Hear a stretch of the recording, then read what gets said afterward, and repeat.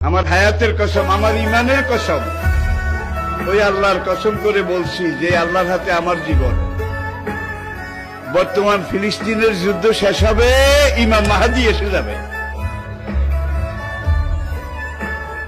ইমাম মাহাদি আসার 9 বছর পরে, ইমাম মাহাদি আসার 9 বছর পরে ঈসা আলাইহিস সালাম আসবেন। আর ইমাম মাহাদি আসার পরে 9 বছর, এটার মধ্যে দাজ্জাল তার আবির্ভাব ঘটবে। এমন সময় আমি আপনাদের সাথে কথা বলছি, হাদিসের ভাষ্য অনুযায়ী মনে করেন দাজ্জাল আপনার বাড়ির দরজায় এসে দাঁড়িয়েছে। এমন সময় আমি আপনাদের সামনে কথাগুলো বলছি, যেই সময় মনে করেন ইমাম মাহাদি আপনার ঘরের সামনে এসে দুয়ারের কড়া নাড়তেছে। কত কাছে আল্লাহর নবী ইমাম মাহাদি সম্পর্কে, দাজ্জাল সম্পর্কে 70টা ভবিষ্যৎবাণী করেছেন। কয়টা?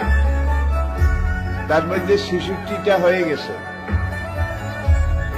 বাকি আছে কয়টা?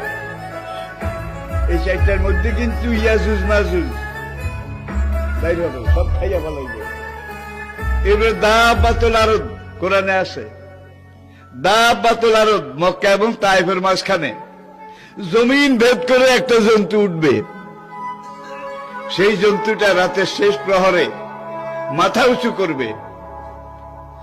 মাথা এত উঁচু করবে, কাবা থেকে দেখা যাবে, ইয়ামেন থেকে দেখা যাবে, বাইতুল মাকদাস থেকে তার কল্লা দেখা যাবে। সে কল্লা উঁচু করে বলবে, হায় দুনিয়ার মানুষ, সে মুসলমান জাতি, দুর্ভাগ্য তোমাদের, আজকে রাতে আল্লাহ তওবার দরজা বন্ধ করে দিয়েছে। তওবার দরজা যদি বন্ধ করে দেয় আল্লাহ, তাহলে আপনি নিজেরা 100 বার জবাই করলে বোধহয় মাপ পাবেন। আর কোনো কিছু আছে রইছে?